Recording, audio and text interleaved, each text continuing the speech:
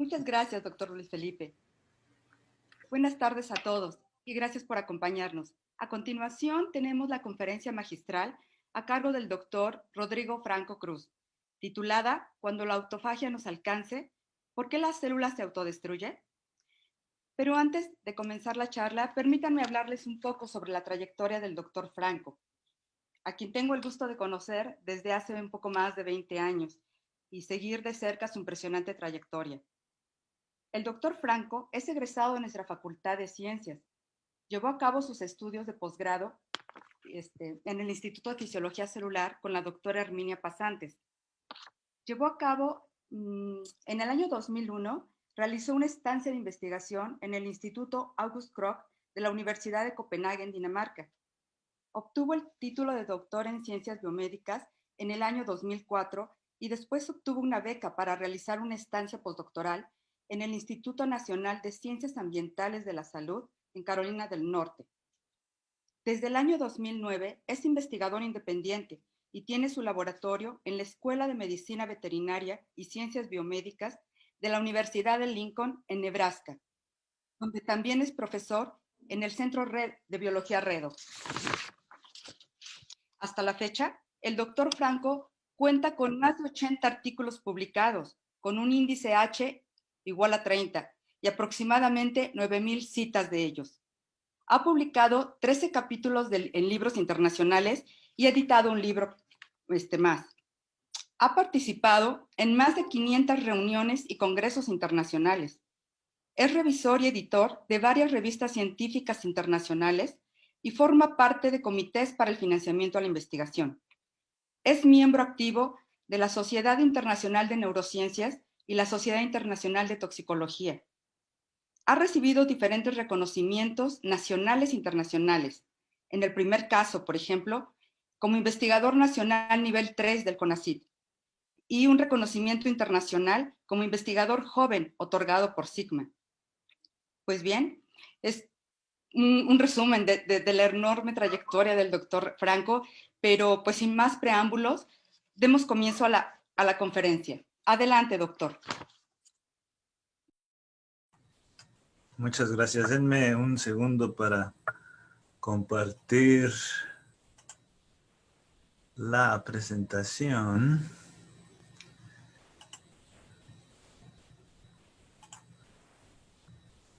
Ok.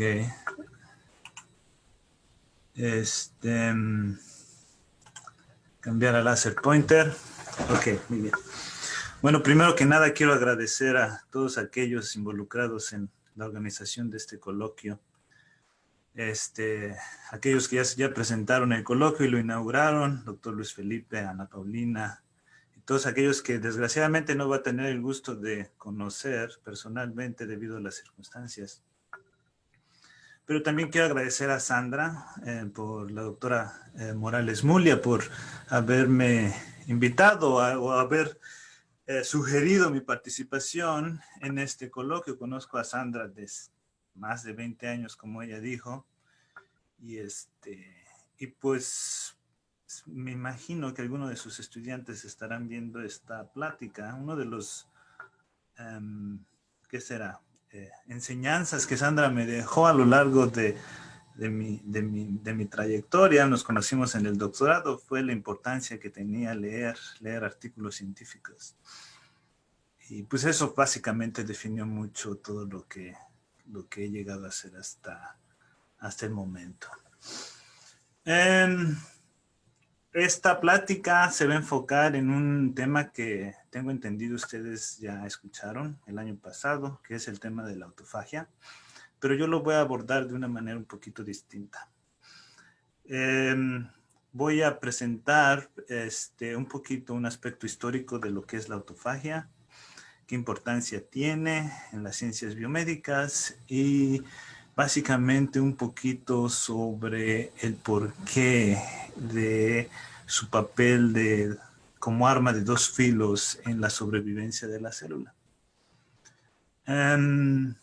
Este trabajo básicamente incluye, bueno, esa va a ser la primera parte, y la segunda parte pues se va a enfocar un poquito en trabajos que se han realizado en en mi grupo de investigación a partir del 2009.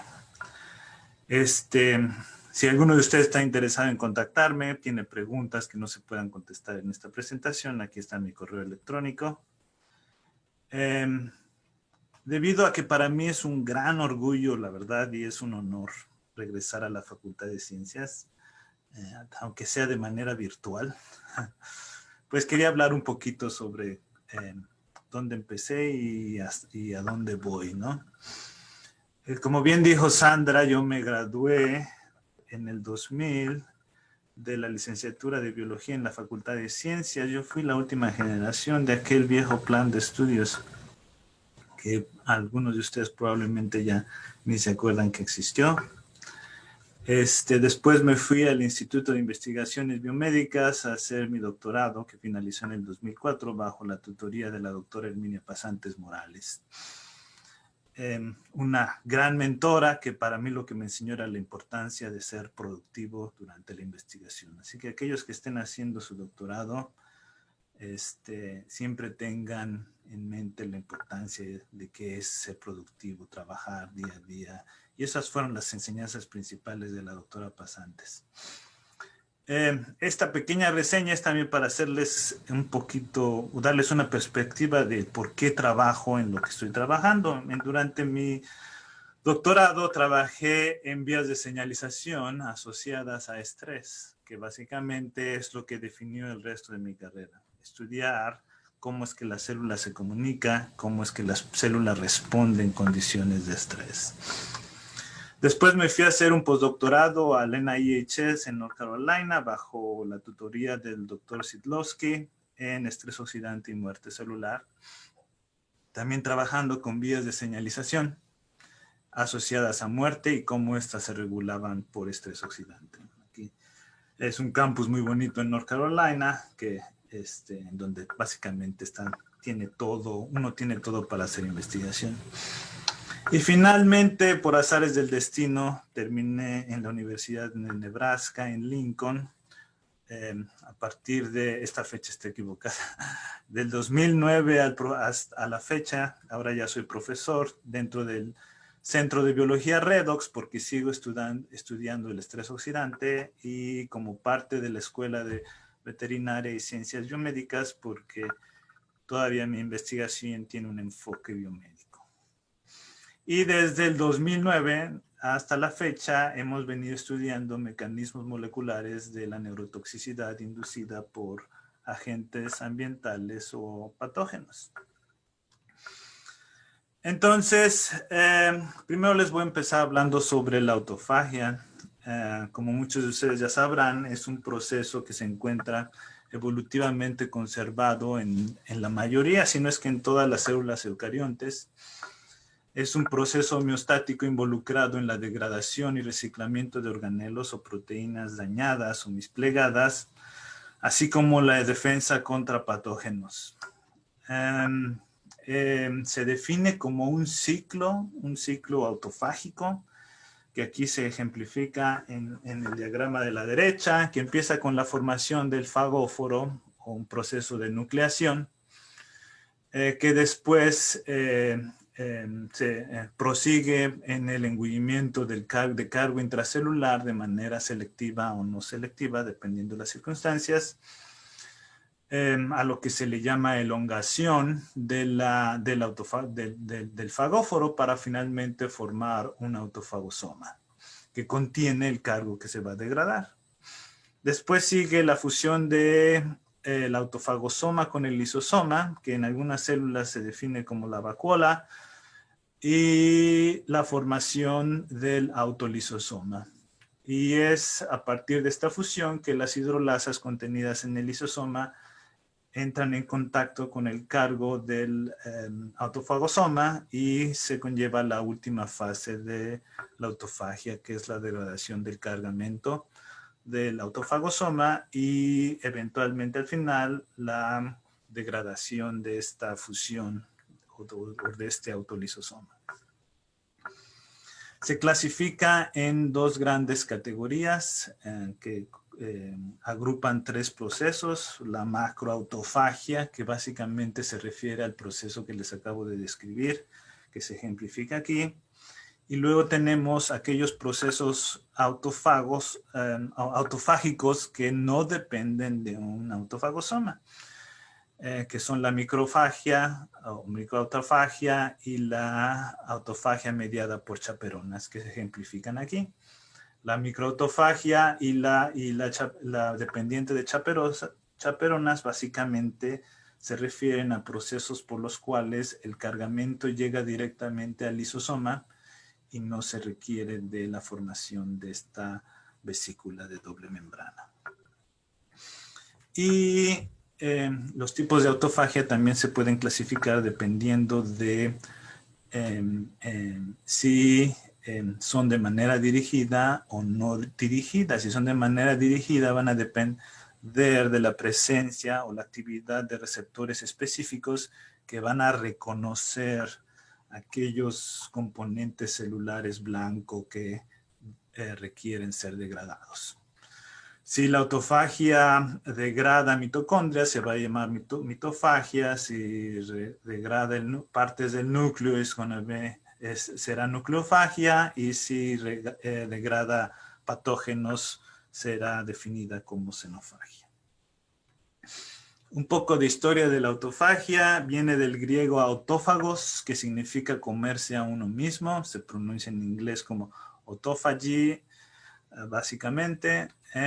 Y la investigación en esta área pues ha dado 2 premios Nobel a la fecha, uno en 1974 y otro en el 2016. Ustedes pueden ver la gran diferencia temporal en la asignación de estos 2 premios Nobel, que básicamente ejemplifica qué tanto se tardó uno en identificar los mecanismos moleculares de este proceso. Pueden ver aquí en esta gráfica que fue en los años 60 cuando el doctor Dubé identificó tanto el lisosoma y acuñó el término autofagia, pero fue mucho más tarde, cerca de 30 y tantos años después, que el doctor Oshumi fue capaz de identificar las proteínas centrales de la maquinaria que se refieren como autophagy related proteins o ATG proteins, que median la mayor parte de los procesos de este fenómeno. Y pueden ver aquí como a partir de este momento, a principios de este siglo, fue que ya una vez que se describieron los mecanismos moleculares, que se dio un boom en la investigación en esta área. Este análisis es un poquito más reciente. El año pasado, alrededor de 7,000 artículos por año fueron publicados, solo buscando en la Librería Pública de Medicina del NIH con el término autofagia. Hay una revista sobre autofagia que es publicada por el editor en jefe Daniel Klionsky, y también inclusive hay poesía asociada a autofagia. Pueden leer aquí un fragmento. Autophagy is good, autophagy is bad, the confusion is enough to drive us all mad, so study we must and learn evermore till enlightenment finally opens the door. Una pequeña frase que a mí me gusta citar porque habla tanto de la parte buena, entre comillas, y la parte mala de este proceso. También, obviamente, como en todas las áreas de investigación, hay unos conceptos que se han generado que han tratado de ser aplicados a la vida diaria en base a esta investigación. La mayoría de ustedes ya han de haber escuchado sobre los beneficios asociados al ayuno intermitente, el cual está basado en estudios en ratones y sus efectos contra el envejecimiento y contra el control de peso y metabolismo. La aplicación de estos estudios al ser humano todavía no se entiende de manera perfecta, pero aún así uno puede encontrar suplementos que se venden que aparentemente dicen que pueden inducir autofagia y tener efectos benéficos, pero eso está muy lejos de ser claramente establecido. El ayuno induce autofagia. Estas frases son tomadas directamente de entrevistas de estos dos páginas web, que son entrevistas a investigadores expertos en esta área, en donde se define que sí, el ayuno induce la autofagia en la mayoría de los órganos o sistemas, pero que este ayuno o esta autofagia apenas empieza a ser evidenciada a partir de las 20 o 24 horas. Un ayuno que es exagerado para cualquier individuo. Y también se refiere a los efectos dañinos que puede tener este tipo de ayuno al inducir autofagia. Por ejemplo, la autofagia se ha demostrado puede hacer los tumores más fuertes y más resistentes a radioterapia. Puede inducir el desarrollo de cálculos biliares, y también no se recomienda para gente de bajo peso, mujeres que esperan niños pequeños, y también gente de avanzada edad. Entonces no es tan fácil simple y sencillamente sugerir un ayuno intermitente y los efectos benéficos en el organismo. Después de que se dio todo este boom de publicaciones sobre la autofagia, el doctor Klionsky, que es el editor en jefe de esta revista Autofagia, vio la necesidad de establecer reglas generales para el uso de métodos de manera apropiada para el estudio de la autofagia. No solo para eso, sino también para poder desarrollar o generar críticas razonables y realísticas para todos aquellos estudios que se estaban publicando. Porque llegó un momento en que se estaba publicando demasiada información y que no estaba sustentada de manera crítica en este tipo de reglas que son esenciales para estudiar la autofagia. Si alguno de ustedes está interesado en este fenómeno y quiere estudiarlo en cualquier modelo de estudio, les recomiendo que vayan a revisar estas guías, en las cuales también participa un sinnúmero de laboratorios. Nuestro laboratorio también ha colaborado en el establecimiento de estas reglas generales, y las cuales también mencionan qué tipo de métodos uno puede utilizar para la cuantificación y el monitoreo de la autofagia. En rojo voy a hacer mención de varios de los métodos que se sugieren, y en rojo, están en rojo porque los vamos a ver cuando lleguemos a la parte de investigación al final de esta presentación. Uno de los aspectos más importantes para el estudio de la autofagia es el estudio de lo que se denomina flujo autofágico.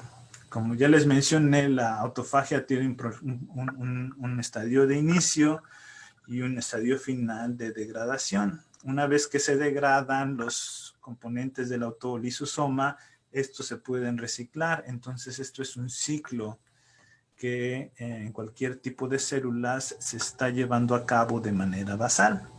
La autofagia no es que se prenda de un momento a otro, sino son incrementos en las tasas basales en respuesta a estrés las que se observan. Existen biomarcadores para detectar la presencia o el incremento en el flujo autofágico, como sería la presencia de LC3 o ATG8 y de la proteína P62, que más adelante veremos en dónde se localizan. Y dentro de estas reglas generales también se explica cómo estudiar la autofagia dirigida o selectiva, y cómo estudiarla en distintos modelos experimentales, desde sistemas unicelulares hasta sistemas en vivo. Un poco haciendo más referencia a estos biomarcadores, ustedes pueden ver aquí como en células que se marcan con una proteína fluorescente acoplada a LC3, cuando se detiene el flujo autofágico con cloroquina, ustedes pueden ver aquí la acumulación de esta proteína LC3 que colocaliza con el lisosoma marcado en rojo y que aquí aparece en amarillo. Estos son en células normales, no estresadas, lo que sugiere que cualquier tipo de célula o que existen niveles basales de autofagia que suceden. Otra forma de detectar la autofagia es a partir de la formación o lipidación de esta proteína LC3 que ya les he mencionado, y que cuando uno bloquea el flujo autofágico otra vez con inhibidores del lisosoma como la cloroquina, uno puede analizar la diferencia en los niveles de LC3 en condiciones basales en presencia o ausencia de estos inhibidores, lo que a uno le indica que tanto el flujo aumenta o disminuye. Una de las técnicas más importantes para determinar la presencia de autofagosomas es la microscopía electrónica, la cual muy bien puede identificar estas vesículas de doble membrana y el contenido que puede de estas vesículas. En este caso, por ejemplo, se ejemplifica una mitocondria. Y finalmente también se habla sobre distintos acercamientos farmacológicos o genéticos para regular la autofagia, como sería el uso de este compuesto 3-metiladenina, que ustedes van a ver más adelante, activadores de sinasas y o noqueo o de lesión de proteínas esenciales para este proceso. La maquinaria de señalización de autofagia es bastante compleja. A continuación yo básicamente voy a abreviar este proceso. Empieza con la formación del complejo ULK, el cual, en el estadio de inducción, el cual a su vez, una vez que se activa, va a activar a esta PI3 sinasa o sinasa de fosfoinosítidos, que lo que va a hacer es generar fosfatidilinositol trifosfato, que va a ser base para reclutar el resto de esta plataforma de señalización. Una vez que se activa la PI3 sinasa, la activación de estos dos complejos está regulado por señales que definen el estadio bioenergético o de crecimiento de la célula. Por lo tanto, si hay un desbalance en la energía de la célula, una disminución de ATP y un incremento en los contenidos de ADP o AMP, se va a activar esta sinasa que es la AMPK y va a activar a este complejo. Estos dos complejos se regulan de manera negativa por la proteína sinasa que es blanco de la rapamicina, que se denomina mTOR, la cual se regula por la presencia de aminoácidos o factores de crecimiento. Si hay aminoácidos y factores de crecimiento, estos activan mTOR y se inhibe la autofagia. Entonces es la ausencia de aminoácidos, la ausencia de factores de crecimiento y la disminución en el contenido de ATP que vas a facilitar la activación de estos dos complejos. Una vez que se pasa el estadio de inducción, entonces se empieza la formación del fagóforo y la elongación hacia el autofagosoma, que depende de un sistema de conjugación muy complejo, dentro del cual básicamente ATG12 se ve activada y conjugada a ATG5. Esta es una proteína que vamos a ver más adelante también. Y estos dos complejos eventualmente lipidan esta otra proteína LC3, que se pega al autofagosoma de manera externa e interna, y esta proteína lipidada es base para el reconocimiento del cargo que va a ser atrapado dentro del autofagosoma. Una vez que se termina la formación del autofagosoma, este se transloca a través de microtúbulos y reconoce al lisosoma, se da la fusión. Ciertas proteínas involucradas en la formación del autofagosoma pueden ser recicladas, y la fusión está mediada por un sinnúmero de componentes que son muy comunes en distintos procesos de fusión vesicular. Cuando la autofagia es dirigida, entonces es cuando se requiere la especialización y la participación de receptores específicos. Como ejemplo voy a hablar sobre la mitofagia, que se refiere a la degradación por autofagosomas de la mitocondria, que está muy directamente asociada a la dinámica mitocondrial. Si la mitocondria es dañada por distintos factores, en este caso sería por estrés oxidante, se da un proceso de fisión que separa la parte dañada de la mitocondria y se manda hacia autofagia. El mecanismo de reconocimiento de esta mitocondria o esta sección de la mitocondria dañada depende de la activación de otra sinasa, la PINK1, y de la activación de una ubiquitina ligasa, que lo que hace es decorar esta mitocondria with proteínas con esta proteína que se llama ubiquitina. Y entonces existen receptores como estos dos, optineurin y NDP52, que reconocen la ubiquitina y la pegan hacia la proteína LS3 y facilitan el engullimiento de esta mitocondria. Hay situaciones en las cuales la mitocondria puede ser atrapada por autofagosomas independiente de ubiquitina, y para eso existen otro tipo de receptores. Una vez que se atrapa o se engulle la mitocondria, entonces el autofagosoma se fusiona con el lisosoma y esta es degradada.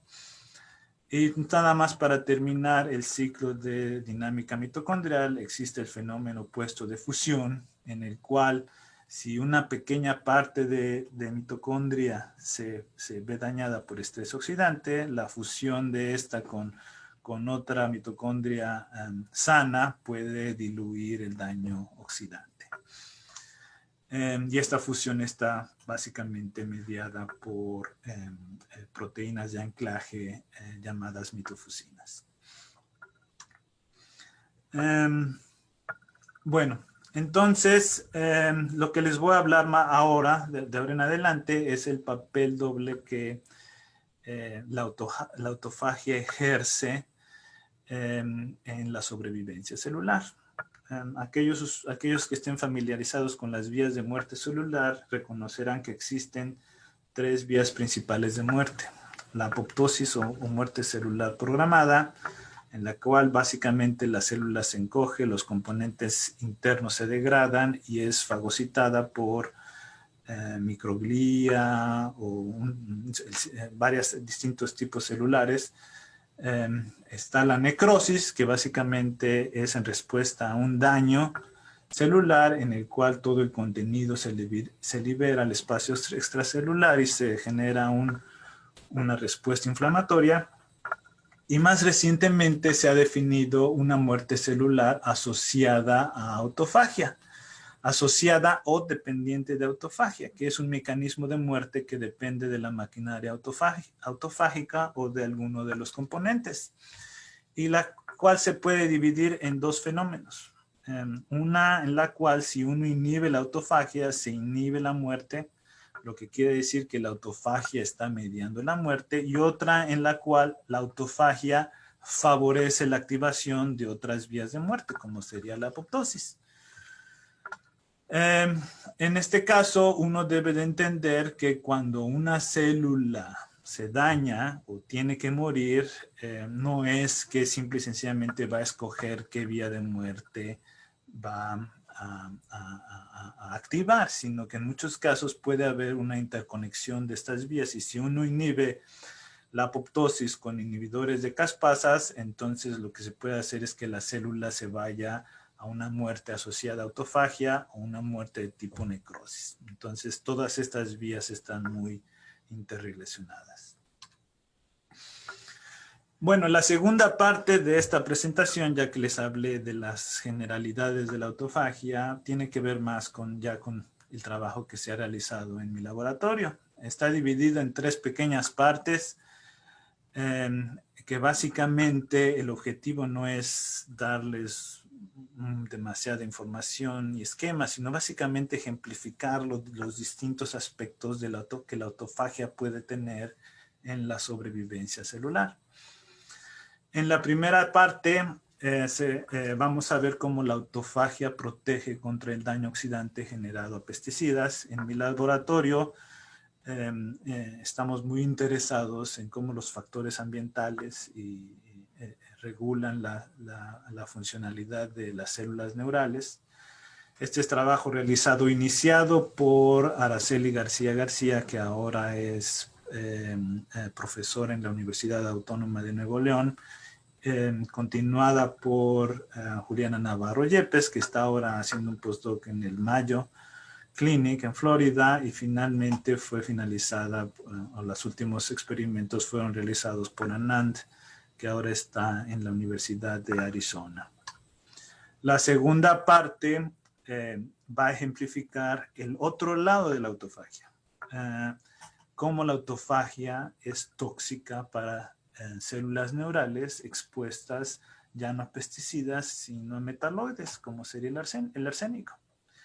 Y esta es una colaboración que se empezó con discusiones sobre el tema con la doctora Goncebat del Instituto de Investigaciones Biomédicas y realizado en su mayoría por Carla Garza, que ahora está haciendo un postdoctorado en la Universidad de Indiana.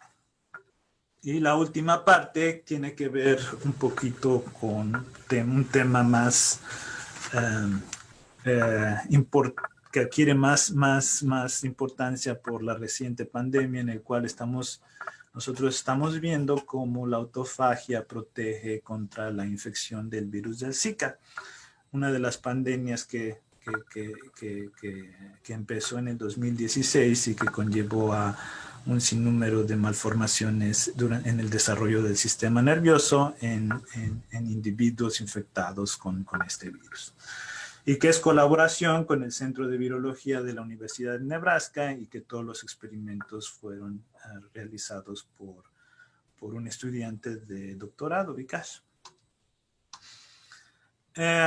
De manera breve, para la primera parte, vamos a hablar un poquito de la enfermedad de Parkinson. La enfermedad de Parkinson es una enfermedad neurodegenerativa caracterizada por la pérdida de neuronas dopaminérgicas de la sustancia negra, una pérdida que se da de manera crónica y progresiva. La mayoría de los casos de la enfermedad de Parkinson, o la causa para la mayoría de los casos se desconocen. Existen dos tipos de enfermedades que se clasifican como familiar o hereditaria, que solo agrupa alrededor de un 10% de los casos asociados principalmente a mutaciones o duplicaciones de genes, como sería la alfa-sinucleína, Parkin y PINK1, que ya les mencioné, median la mitofagia, y otro tipo de proteínas de señalización. El 90% de los casos ocurren de manera esporádica o idiopática, lo que significa es que no tenemos una idea clara de cuál es el origen de estos casos. Solo un 5% de estos casos están asociados a nuevas mutaciones en los mismos genes que ya les mencioné, pero la mayoría se ven asociados a exposiciones ambientales, ocupacionales o tipo de estilo de vida. Por eso se ha claramente demostrado que factores ambientales están asociados a un incremento en la incidencia o riesgo de desarrollar la enfermedad de Parkinson. Y estos factores ambientales incluyen pesticidas y metales pesados que mi grupo de investigación estudia, pero también patógenos como sería el virus de la influenza, contaminación a partir de industria y dieta. Sin embargo, está muy claro que por sí solo ningún factor ambiental u ocupacional puede ser la causa única de la enfermedad de Parkinson, debido a que si nosotros sobrelapamos la incidencia de la enfermedad de Parkinson como se ejemplifica aquí en Estados Unidos, con el uso de cualquier pesticida o presencia de cualquier metal, nunca va a haber un sobrelape perfecto.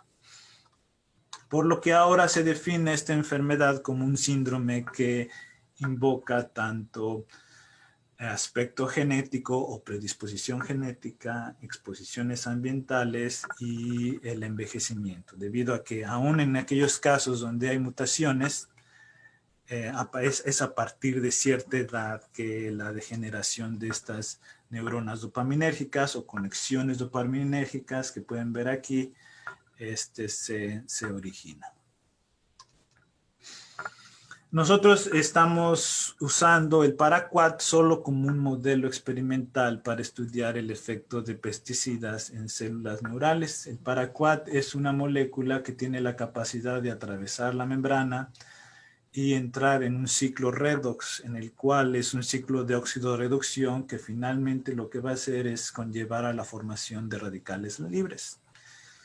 Aunque es un pesticida regulado, aún, por ejemplo, es de amplio uso en Estados Unidos y de mayor uso en países en desarrollo. Aquí pueden ver un mapa del uso de paraquat en el 2017 en Estados Unidos, y en México se utilizó mucho en la guerra contra el narcotráfico, contra la marihuana. Lo primero que quisimos hacer es estudiar dónde se generaba el estrés oxidante inducido por el paraquat, y lo que hicimos es simplemente sobreexpresar sistemas antioxidantes en la mitocondria o en el citosol, como sería la superóxido dismutasa, y pudimos ver que la muerte celular inducida por paraquat se disminuye de manera significativa cuando sobreexpresamos sistemas antioxidantes en la mitocondria. Esto demuestra que el paraquat induce estrés oxidativo a partir de la mitocondria, y quisimos ver cómo es que eso alteraba la proteostasis celular. Para eso les quiero nada más recordar que existe un sistema por el cual proteínas que necesitan ser degradadas por las células son marcadas por ubiquitina. La misma proteína que les mencioné se utiliza para marcar cargo hacia el autofagosoma, y estas proteínas pueden ser degradadas por el sistema del proteosoma. Cuando hay estrés oxidante y se aumentan los niveles de proteínas mal plegadas o misplegadas, se aumenta la actividad proteosomal para degradar todas estas proteínas dañadas. Entonces hicimos un experimento por el cual tratamos células en presencia de un inhibidor de este proteosoma. Estas son células dopaminérgicas in vitro. Y ustedes pueden ver aquí cómo en presencia de este inhibidor se acumulan todas estas proteínas ubiquitinadas. Y cuando le agregamos este pesticida paraquat, pueden ver cómo los niveles de ubiquitinación de estas proteínas disminuyen. Y a la par pueden ver cómo se incrementa la acumulación de proteínas oxidadas. Lo que significa que el estrés oxidante generado por paraquat a partir de la mitocondria impide la ubiquitinación de proteínas oxidadas, y es cuando éstas se ven acumuladas en la célula y lo que puede estar asociada a la muerte. Debido a que no solo el proteosoma, sino la autofagia, como ya les mencioné, puede estar involucrada en la degradación de estas proteínas mal plegadas, y ambos sistemas básicamente son complementarios. Y como vimos que el paraquat alteraba este sistema, quisimos ver cuál sería la participación de la autofagia. Ustedes pueden ver aquí que en presencia de paraquat y cuando incubamos las células con inhibidores de degradación del cargo del autolisosoma, pueden ver la acumulación de este marcador que ya les mencioné, que es LC3, que indica la presencia de autofagosomas. Este marcador se ve disminuido en presencia de paraquat. Aquí lo pueden ver cuando lo comparamos en presencia del inhibidor cloroquina, como se disminuye hasta un 40% el contenido de autofagosomas, lo que significaría que el paraquat también está inhibiendo la autofagia en estas células dopaminérgicas. Y es cuando sobreexpresamos una mutante de esta proteína TG5, que es esencial para la formación de autofagosomas, que vemos un aumento en la toxicidad del paraquat respecto a células normales tratadas con paraquat, lo que significa que la autofagia está protegiendo o ejerce un efecto protector contra la toxicidad de paraquat. Entonces, en esta primera parte, básicamente solo para ejemplificar que el efecto protector de la autofagia. El paraquat induce daño oxidante desde la mitocondria. Aquí tenemos la mitocondria. El paraquat aparentemente tiene la capacidad de entrar a la mitocondria y generar estrés oxidante. Vimos que el paraquat disminuye la ubiquitinación de proteínas, lo que facilita la acumulación de proteínas oxidadas dentro de la célula. Y finalmente vemos cómo la autofagia protege del pesticida paraquat, cuya exposición, como ya les dije, está asociada al incremento en el riesgo de la enfermedad de Parkinson. Entonces nosotros proponemos, esta investigación ya fue publicada y yo nada más les presento breves extractos de este trabajo en el cual el estrés oxidante y la acumulación de proteínas oxidadas se ve disminuida cuando la autofagia es activada por ese pesticida. Ahora vamos a hablar del lado completamente opuesto, cómo la autofagia puede mediar la toxicidad de agentes ambientales. Para eso vamos a cambiar sobre modelo experimental y les voy a hablar sobre la neurotoxicidad inducida por el arsénico inorgánico. El arsénico inorgánico es un contaminante ambiental que básicamente afecta mantos acuíferos y que se genera principalmente por actividad geológica, por ejemplo erupciones, y también por actividad industrial. Afecta el desarrollo neural induciendo disfunción cognitiva. Se ha demostrado que exposiciones a arsénico inorgánico por debajo de las normas ambientales establecidas puede disminuir la memoria y el coeficiente de inteligencia. Y también se ha visto cómo este componente puede inducir deficiencia cognitiva, neurológica y o locomotora, así como ser un factor de riesgo para enfermedades neurodegenerativas. En lugar de hablar de sistemas neuronales, ahora les voy a hablar de otro tipo de célula que se encuentra en el sistema nervioso central, que se llama el astrocito. El astrocito es parte de la glía en el cerebro, y una parte importante de su función es que está protegiendo o está rodeando los capilares que proveen de irrigación al sistema nervioso central, y se esperaría que cualquier tipo de tóxico que atraviesa o que viene en el sistema circulatorio va a primero tener que cruzar el astrocito antes de llegar a sistemas neuronales. Entonces nosotros quisimos estudiar cuál es el papel del arsénico inorgánico en este tipo de células, en los astrocitos. Para eso lo primero que hicimos fue estudiar el flujo autofágico. Aquí mi presentación está un poquito lenta. Primero inhibiendo la fusión del autofagosoma con el lisosoma usando cloroquina.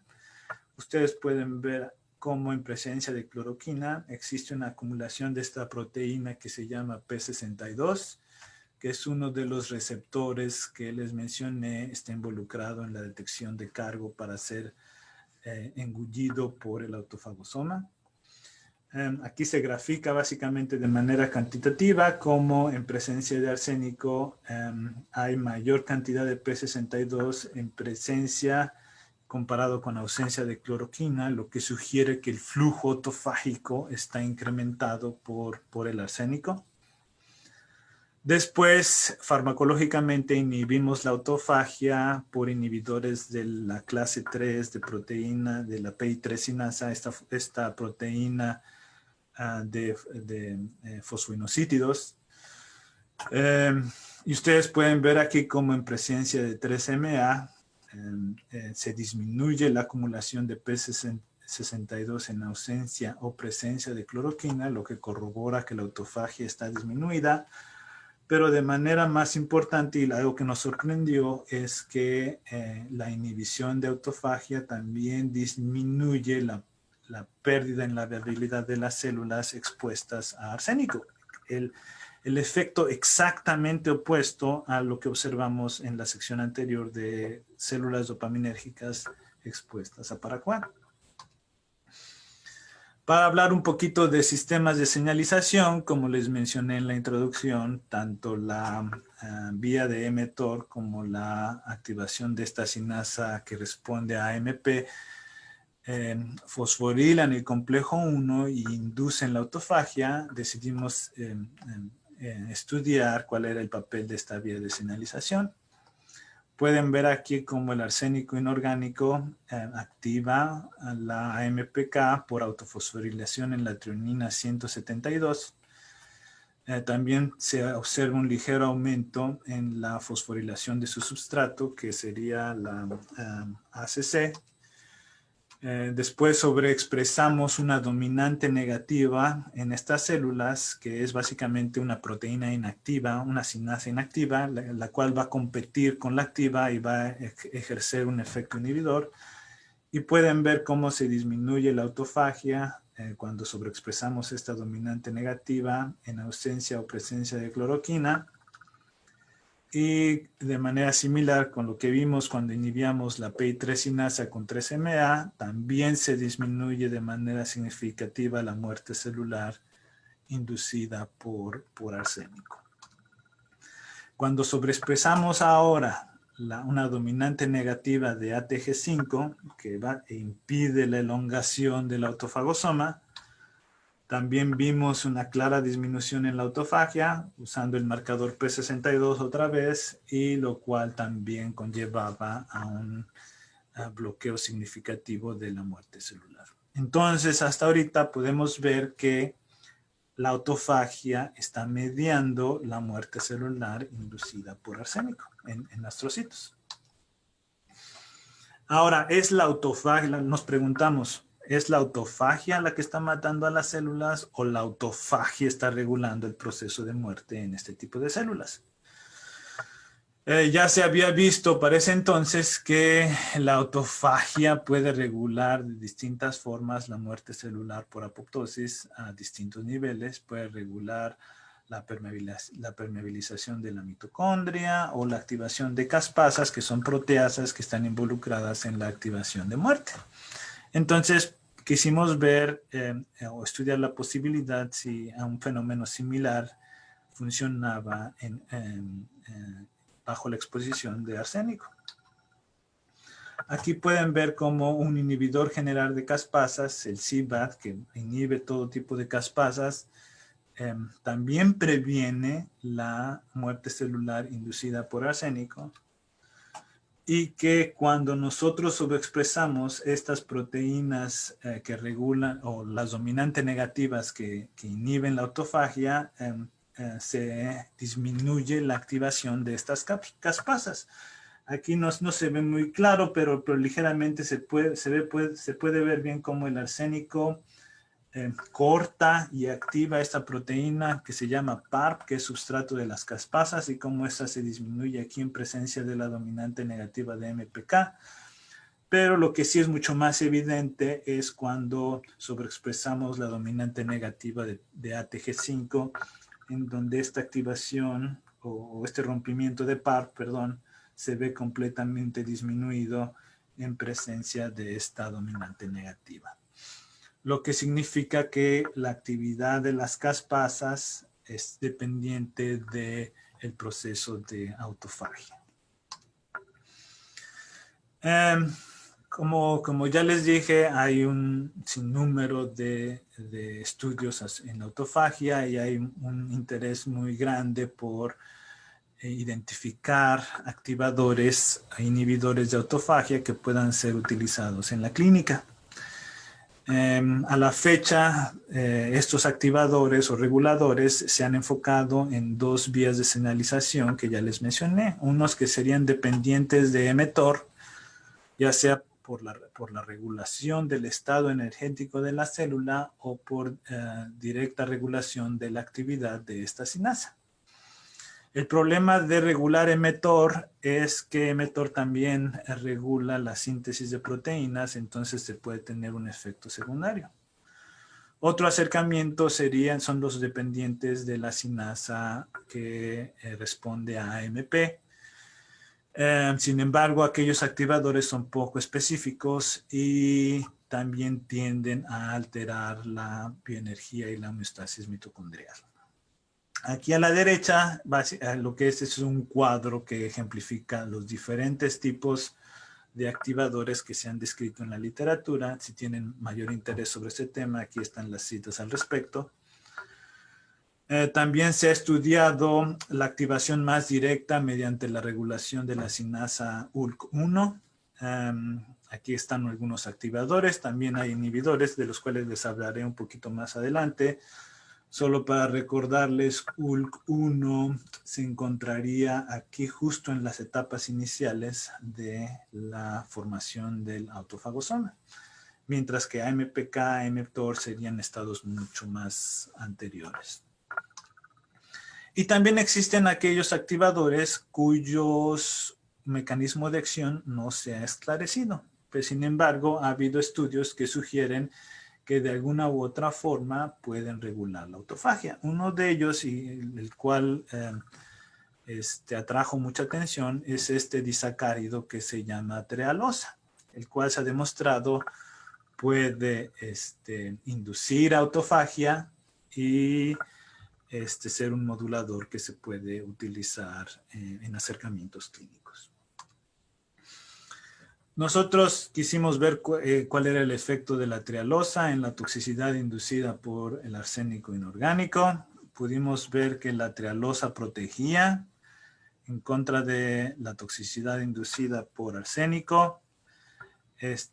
Aparentemente no vimos muchos cambios en la regulación del autofagosoma, de la formación de autofagosomas, lo que sugeriría que el mecanismo era independiente de autofagia.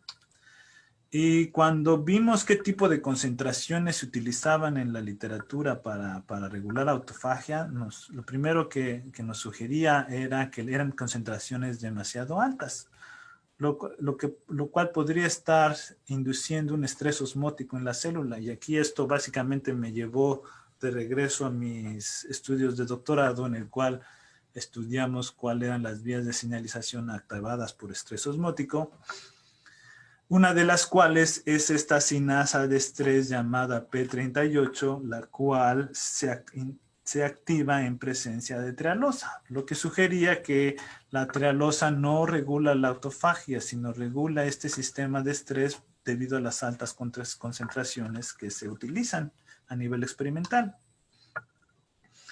Asimismo, vimos que cuando inhibíamos P38, la protección de la trealosa contra el arsénico se veía completo, desaparecía de manera completa, lo que corroboraba que es la activación de P38 la que participa, y lo mismo vimos para la activación de caspasas. Ustedes pueden ver aquí, cuando nosotros inhibimos la P38 en presencia de trealosa, se da un mayor aumento en la activación de las caspasas. Ya para finalizar esta sección, podemos ver que la autofagia participa en contraste con lo que vimos con el paraquat con pesticidas, la autofagia media la toxicidad inducida por arsénico y que esta está regulada por una señalización que involucra la sinasa que se activa por AMP y las proteínas ATG5. Y que el efecto protector de la trealosa no es dependiente de la autofagia, sino es en respuesta a un estrés osmótico. Y ya para finalizar brevemente, les voy a hablar sobre un estudio que se realizó hace muy poco y se publicó este año sobre el papel de la autofagia en la infección de en la infección por virus del Zika.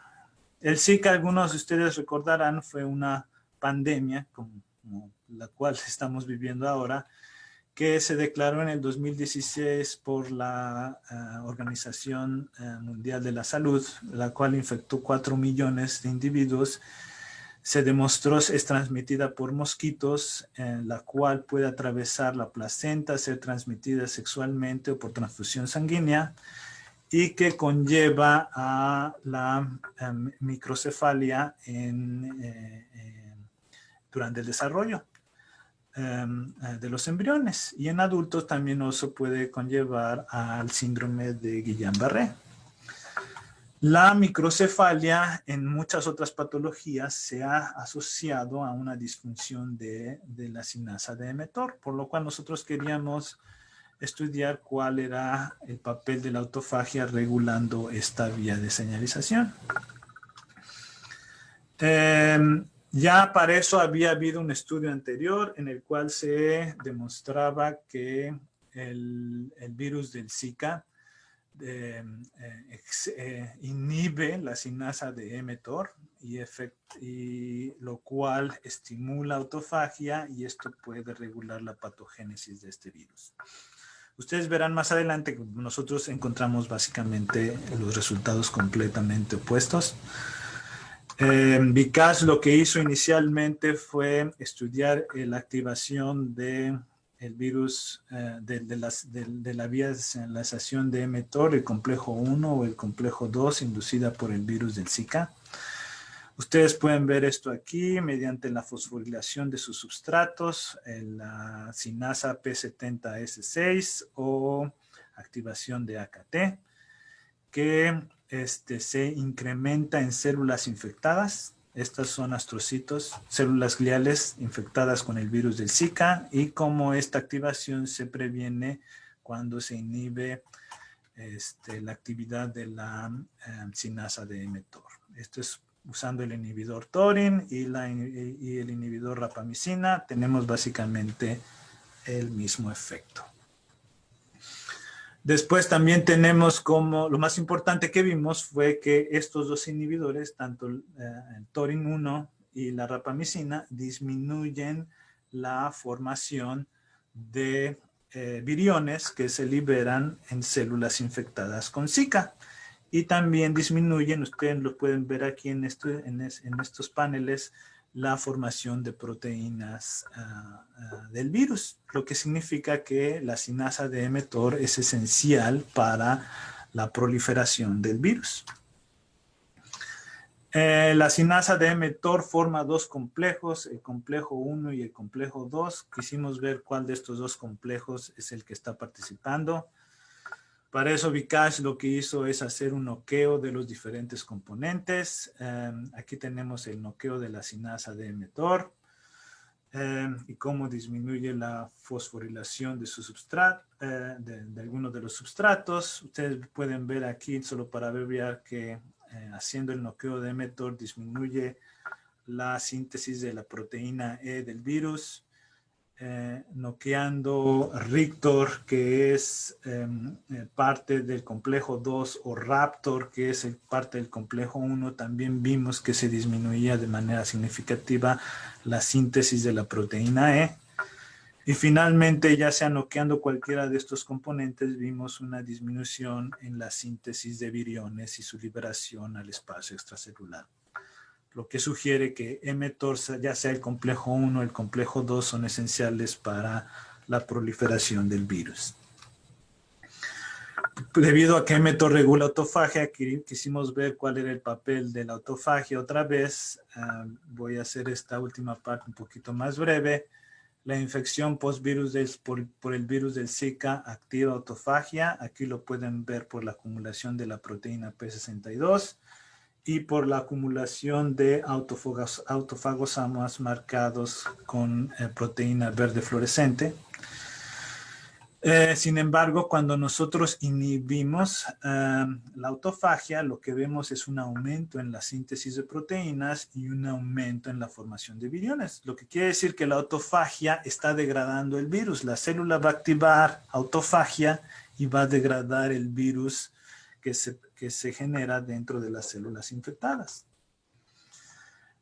También vimos que el virus activa esta proteína, esta sinasa ULK1 que ya les mencioné, que es esencial para la autofagia. Y de manera muy importante que cuando nosotros inhibimos la autofagia, podemos rescatar el efecto de los inhibidores del mTOR. Lo que significa que el virus activa la vía de mTOR para inhibir autofagia y prevenir que este sistema de defensa proteja a la célula de la replicación del virus. Ya para terminar, tomé un poco más de tiempo del que me fue dado. Lo que observamos en esta tercera parte es que el virus del Zika activa el complejo 1 y 2 de la sinasa mTOR, y que esta activación es requerida para la síntesis de proteínas virales, ya que ejerce un efecto negativo sobre la autofagia, lo que facilita o lo que impide que estos virus o estos viriones sean degradados por este mecanismo de defensa. Ya para concluir, el objetivo de esta presentación era básicamente hablar de la importancia de la autofagia como un mecanismo homeostático que se induce en distintas condiciones de estrés. Particularmente les mostré el efecto de factores ambientales y bajo exposición a patógenos. Sin embargo, espero ustedes puedan haber apreciado lo importante que es estudiar a fondo este proceso, ya que puede ser un arma de dos filos.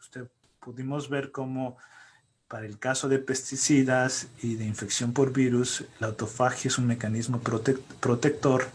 En cambio, en presencia de metaloides como el arsénico, la autofagia contribuye a la muerte celular. Por eso, distintos aspectos se deben de ser estudiados más a fondo de este proceso para poderlo entender de manera correcta. Y ya para agradecer, obviamente han sido desde el 2009 a la fecha, que es 12 años de investigación en mi laboratorio. Obviamente mucha gente ha sido involucrada, algunos ya los mencioné, otra gente más reciente cuyo trabajo no pude mencionar, como sería Pablo Hernández Franco, Verónica Montesinos, y también agradecer a los distintos colaboradores que he tenido, tanto dentro de la Universidad de Nebraska como en México. Yo no he perdido, he tenido el gusto de poder mantener colaboraciones y contacto con grupos de investigación en México, particularmente el Departamento de Toxicología en el CIMBESTAB y el Centro de Investigaciones Biomédicas de la UNAM. Y aquí esta es una foto más reciente de mi grupo de trabajo, Vikash y Verónica, que han sido de los últimos estudiantes que he tenido en mi laboratorio. Y ya sin más que añadir, si hay más preguntas, o si hay preguntas, con gusto las responderé. Muchas gracias, Rodrigo. Muchas gracias. Excelente presentación, nos encantó. Muy completa. Demasiada información. Esperemos que podamos irla digiriendo poco a poco. Sin embargo, mira, ha suscitado muchísimas preguntas al respecto. Son demasiadas, no creo que se puedan contestar en el tiempo que tenemos. Sin embargo, vamos a tratar de que se contesten la mayoría y les comunico que de no ser posible que se contesten preguntas en particular, estas se le van a transmitir al doctor Franco y posteriormente él ya está en la mejor disposición de contestar a ellas y se publicarían las respuestas, pues yo me imagino que aquí en la página Facebook y en nuestra página web del coloquio. ¿Les parece entonces? Comenzamos. Voy a hacer lectura de algunas de ellas. Solo para aclarar, le he pedido a Sandra y a los organizadores, les pediré que compartan mi presentación con aquellas personas que estén interesados, de alguna forma la pongan libre de acceso en la página del coloquio, para que si a algunos les es útil, sobre todo la parte inicial de introducción, y con las citas pues sea de alguna utilidad. Ay, muchísimas gracias, Rodrigo. Sí, así lo haremos. Gracias por tu autorización para publicarla. Entonces, voy a dar lectura a algunas de las preguntas. A ver, ¿cómo puedes? Creo que esto sí lo contestaste, pero a ver, a lo mejor un poquito más de aclaración al respecto, algunos detalles más. ¿Cómo podrías describir la diferencia entre apoptosis y autofagia? A lo mejor algo más general, no sé. Pues la apoptosis es muerte celular programada, básicamente, ¿no? Todas las células tienen capacidad de generar apoptosis, dependiendo de las distintas características. Mientras que la autofagia es como un proceso más homeostático, en el cual la célula va a activar este proceso para defenderse o adaptarse. Defenderse en respuesta a patógenos, adaptarse si hay daño a componentes celulares. Es cuando se desregula esta autofagia, que la gente no entiende bien, que puede contribuir a la muerte. Nosotros vimos que la autofagia activa la apoptosis, no sabemos exactamente cómo, aparentemente es dependiente de caspasas. Podría ser que algunas de las proteasas dentro del lisosoma estén activando estas caspasas, pero mientras que la apoptosis es muerte básicamente, que puede ser benéfica en procesos de desarrollo, al fin y al cabo es muerte. Autofagia es un proceso de adaptación y de homeostasis. Muy bien, gracias. La doctora Patricia Cano Sánchez nos pregunta, cuando hay ayuno se libera glucagón. ¿Esta hormona puede activar la autofagia? ¿Hay algún tipo de evidencia? Pues yo en específico, por esta hormona glucagón, no tengo la información presente. Pero en la parte introductoria les mostraba cuando hablaba sobre los distintos complejos involucrados, como hay básicamente 3 vías directas que activan la autofagia. Una es hormonas, básicamente hormonas de crecimiento. Dependiendo qué tipo de vía se activa el glucagón, si es vía de PI3 sinasa, de alguna forma puede estar regulando cascada bajo mTOR y regular autofagia de manera indirecta. Si regula disposición de aminoácidos, también va a tener un efecto en la autofagia, y si regula balance energético, también va a tener un efecto. Entonces, si alguno de ustedes está interesado en si su vía de señalización activa autofagia, lo que sugiero es que vean si hay un crosstalk con alguna de estos tres aspectos. Vía de PI3 sinasa, disponibilidad de metabolismo de aminoácidos o balance energético en la célula. Muy bien, gracias. La siguiente pregunta. La proteína mTOR se ha relacionado con depresión en diferentes vías, principalmente en las proyecciones del lóbulo frontal. Siendo así, ¿la autofagia podría relacionarse con trastornos mentales? Pregunta Alan Hipólito Juárez Solano. Yo creo que sí, con trastornos de conducta no lo tengo bien presente porque mi trabajo se asocia más a trastornos de muerte.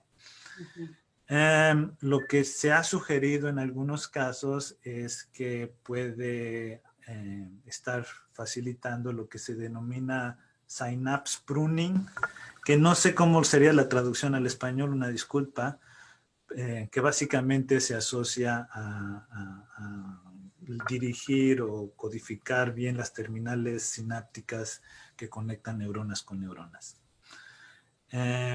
Si regula la bioenergética, debido a que la neurona utiliza grandes cantidades de energía para mantener el potencial de membrana y regular los neurotransmisores, entonces también puede tener un efecto. Es lo poquito que sé, una disculpa. Gracias, doctor. Eduardo Juárez Cabrera pregunta si se conoce con más exactitud cuál es el mecanismo de acción del paraquat sobre las proteínas que mencionaste. Pues es básicamente daño oxidante. Dependiendo el nivel de exposición, si es un daño oxidante reversible, las modificaciones oxidantes en proteínas pueden ser de tipo principalmente en cisteínas, hidroxilación de cisteínas, que básicamente es la que yo les mostré, la bandita que incrementaba era hidroxilación de cisteínas. Daños más agudos podrían ser asociados a carbonilación,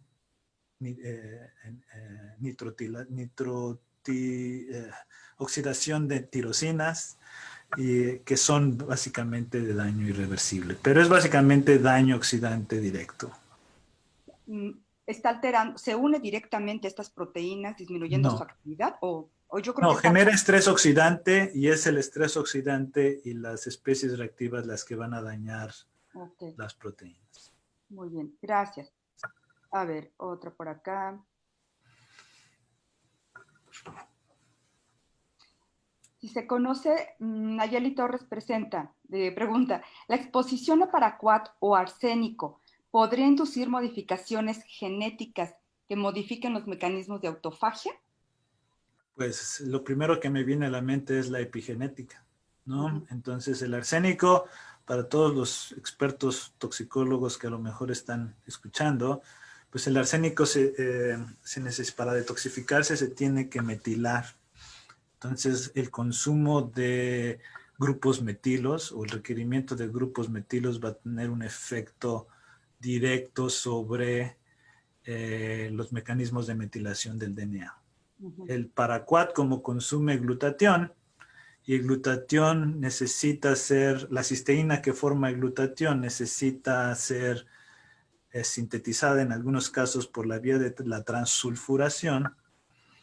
Entonces también esta requiere de esa adenosilcisteína y esa adenosylmetionina para ser reciclada. Entonces, ya sea por la vía de reciclamiento de cisteína o por la metilación del arsénico, el paraquat y el arsénico pueden de manera indirecta afectar procesos de metilación del DNA, en genes que estén asociados a la autofagia. Pero no tengo presente qué genes en autofagia se ha demostrado son metilados o no. Pero esa podría ser una. Ok, muchas gracias. Otra pregunta. Para la sobreexpresión de tu dismutazo, Superóxido de dismutasa. El AMN, sí. ¿Usaron adenovirus asociado a RNA mensajero? Pregunta Alan Hipólito Juárez Solán. No, lo que nosotros usamos es un adenovirus que está básicamente modificado. Se le quitan todos los genes virales del adenovirus y se le inserta nada más el que codifica a la proteína de interés.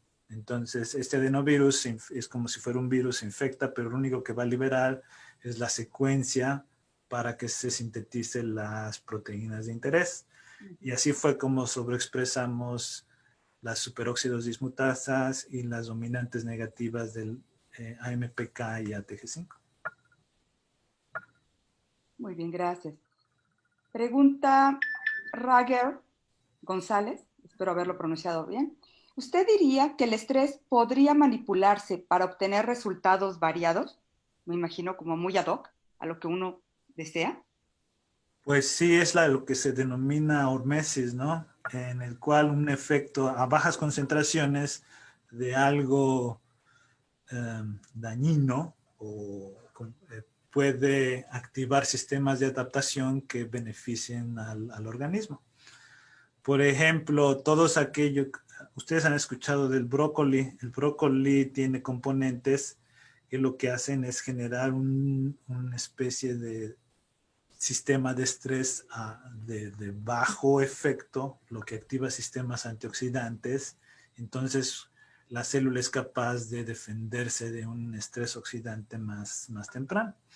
Uno pensaría que algo similar puede ser para la autofagia, en el cual uno pudiese estimular la autofagia sin que se salga de control, y que era la idea de la trealosa inicialmente, y en base a esa tener una autofagia más basal, más alta, que pudiese proteger a neuronas, y a otro tipo de sistemas celulares en condiciones de envejecimiento y cosas así.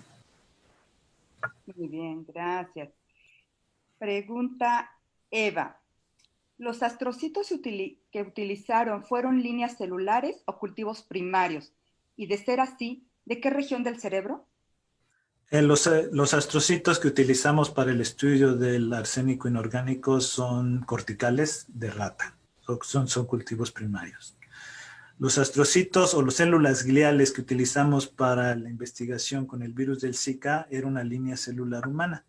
No pudimos utilizar primarios de astrocitos por el neurotropismo del virus, solo infecta células humanas. Y no encontramos humanos que nos cedieran sus astrocitos, entonces tuvimos que encontrar una línea celular glial transformada de humano. Gracias. Esta regulación en la producción de virus dentro del organismo infectado por medio de la autofagia se ha estudiado en otras enfermedades virales, además de Zika. Pregunta Sí. Nayeli Hernández. Sí, hay una revisión muy bonita en el Nature Reviews in Immunology, si alguien la quiere ver, en el que básicamente habla del papel de la autofagia en todos los sistemas virales.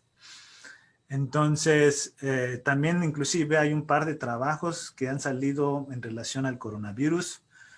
Los resultados, desde mi punto de vista, son todavía muy prematuros para entender exactamente qué es lo que la autofagia, cómo la autofagia podía regular el coronavirus, pero allá están disponibles.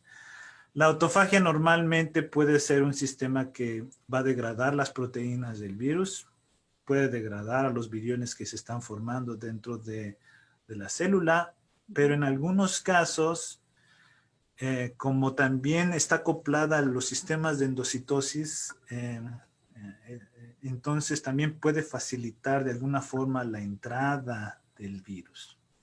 Creo que el único artículo que vi del coronavirus decía que parte de la maquinaria autofágica se utiliza por el coronavirus para replicarse. No me pregunten cómo, porque no he tenido tiempo de leer ese artículo, pero ahí está. De hecho, gracias, doctor. Esto da pie a la siguiente pregunta, que está muy relacionada. Hay 3 preguntas relacionadas, así creo que voy a tratar de resumir las 3 en una. Precisamente se pregunta Kevin, Karen, ¿no?, y Bárbara sobre si puede existir alguna forma en utilizar la autofagia, manipularla para combatir la infección por SARS-CoV-2. Y qué uso tiene al respecto, porque es una relación directa. Entonces, sería en ese sentido que la cloroquina fue propuesta como tratamiento al inhibir la autofagia la fagocitosis del virus, y que sí, efectivamente, le comento, doctor, que sí, es por autofagia, es uno de los mecanismos de infección del virus. Entonces, creo que sí, ¿no? Pero básicamente es la inquietud de estos 3 estudiantes. Pues la cloroquina no sirve para tratar el coronavirus, ¿no? Eso ya se demostró, ¿no? Hubo la triste historia de nuestro presidente que quiso sugerir ese tratamiento sin bases científicas sólidas, entonces la cloroquina no funciona. Lo que hace la cloroquina es como altera el pH del lisosoma, y como todos estos procesos vesiculares dependen de pH, el virus entra por endocitosis. Entonces, la cloroquina puede disminuir la entrada de virus. Eso sí, pero eso en un sistema muy controlado, como serían células en una monocapa en donde les avientes el coronavirus. En un sistema in vivo, lo más probable es que no puedes meter cloroquina, porque a nivel sistémico te va a cambiar el pH de todas tus vesículas, en todas las células. Entonces le va a dar en la torre a muchos otros sistemas. Afortunadamente ya hay una vacuna, entonces no creo que exista tanta necesidad para basarse en la autofagia como alternativa contra la infección del SARS-2. Pero si en dado caso de que algún virus no se pudiese diseñar una vacuna contra un virus, lo que se podría idear es una forma en activar la autofagia endógena para que degrade las proteínas virales que se estén formando. Sí, en dado caso de que no se pudiese prevenir la infección, pero lo ideal es primero prevenir la infección, ¿no? Pero tendría que ser de manera muy controlada porque, como ya les dije, es un sistema homeostático que tiene un balance muy claro. Que si lo aumentan demasiado va a ser malo y contraproducente, ¿no? Efectivamente. Una más, doctor. ¿Sabe usted qué relación tiene la autofagia y la senescencia celular y qué vías de señalización están involucradas? Pregunta Sandy Alex. Pues la senescencia básicamente es un estadio en el cual la célula deja de proliferar, uno, y en otros casos adquiere un sistema inflamatorio, secretor de citocina, ¿no? Uh-huh. Esta senescencia se ha asociado también a acumulación de daño oxidante. Creo que hay estudios que sugieren que la autofagia en estos casos puede estar disminuida en una célula senescente, lo que facilita que haya una acumulación de daño oxidante en estas células. La proteína mTOR está relacionada con la destrucción de células cancerígenas. ¿Se han investigado vías de cura para el cáncer por este medio? Pregunta Elvira Hernández. Pues la rapamicina creo que está aprobada para uso clínico ya. No me sorprendería que ya haya estudios clínicos estudiando el efecto de la rapamicina, que es un regulador de la actividad, un inhibidor de la actividad de mTOR sobre el cáncer. En asociación de autofagia, ahí, como ya les mostré en algunos casos, aparentemente la autofagia facilita la sobrevivencia de células cancerosas. Entonces, ahí la idea sería un poquito lo opuesto, inhibir la autofagia o este sistema de homeostasis en las células transformadas para que sean más sensibles a un quimioterapeuta, ¿no? Efectivamente. Tenemos tiempo de otra pregunta más. Me dice, para enfermedades autodegenerativas, ¿cuál podría ser la principal causante de estas? Hablando sobre apoptosis y necrosis. ¿Y cuál sería la mayor diferencia entre estas dos? Me imagino que referente a enfermedades degenerativas, ¿no? En realidad, degenerativas de manera general, yo creo que desde un aspecto general. Pues, de lo que más puedo hablar yo soy de enfermedades neurodegenerativas. Creo que el papel principal está demostrado para la apoptosis, en el cual se ha visto que en la mayoría de los sistemas experimentales la apoptosis media la muerte de neuronas en distintas condiciones asociadas a neurodegeneración, como sería Alzheimer, Parkinson, Huntington. Hay algunos nuevos modelos, como sería partanatos, ferroptosis y otros tipos de mecanismos de muerte que un poquito similares a la necrosis que se han sugerido. Y algunos gentes han sugerido también que la autofagia o muerte asociada a autofagia puede estar participando. Yo lo que creo de manera general es que y en uno de los gráficos se los ponía, es que cuando una célula tiene que morir, va a morir. No va a haber forma. Si existe un daño severo, lo suficiente como para que la célula no pueda adaptarse o repararse, la célula tiene que morir. Y si no se puede morir por apoptosis, se va a morir por necroptosis. Y si no se puede morir por necroptosis, se va a morir por otra vía. Y en muchos casos lo que se ve es que son una o más vías actuando al mismo tiempo, o si una falla, la otra entra porque tiene que morirse. La célula, el punto básicamente en que se sugiere la célula se tiene que morir es cuando hay suficiente daño en la mitocondria. porque por la liberación de proteínas que facilitan la muerte, ¿no? Entonces, en un proceso de degeneración, yo creo que si es muy progresivo, la apoptosis va a ser la principal, y si falla la apoptosis van a entrar otro tipo de vías, porque la célula tiene que morir. Muchas gracias, doctor. Y creo que vamos a dar paso a la última pregunta de la sesión.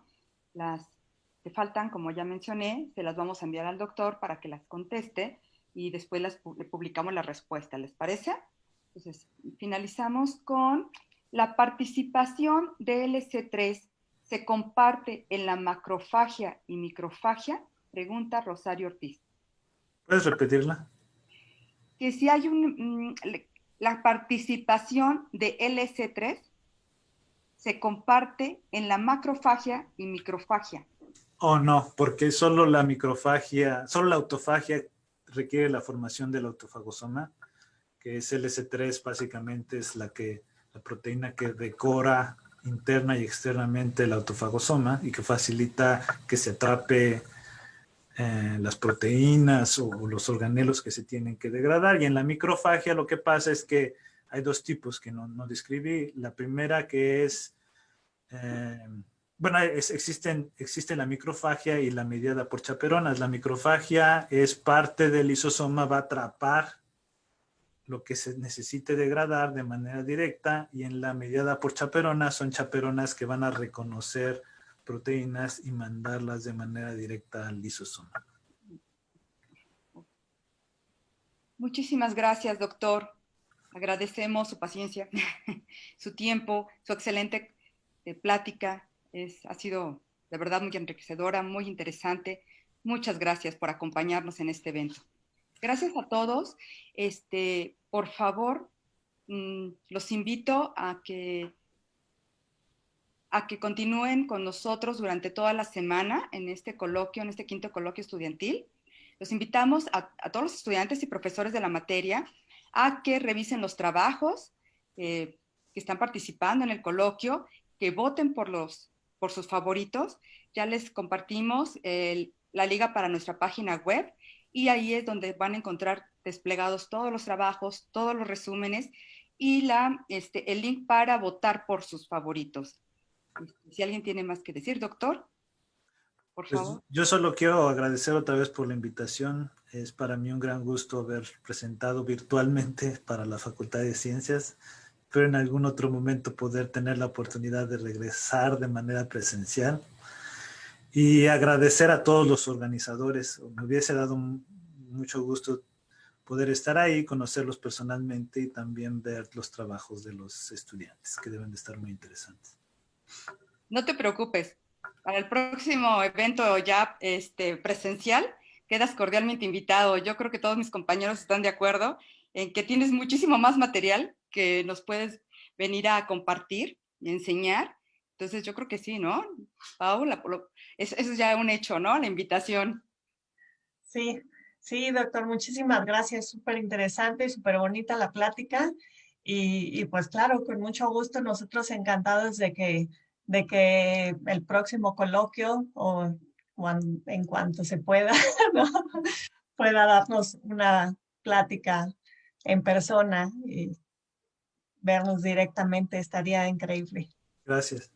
Muchas gracias. Me pueden poner a trabajar y ponerme de juez de los pósters y cosas así. Perfecto, también excelente, nosotros encantados. Y bueno, pues me están pidiendo que todos los que estamos aquí como detrás de las cámaras, los profesores y los colaboradores que estamos aquí ahorita en la reunión, que prendan todas sus cámaras que para como despedirnos y cerrar.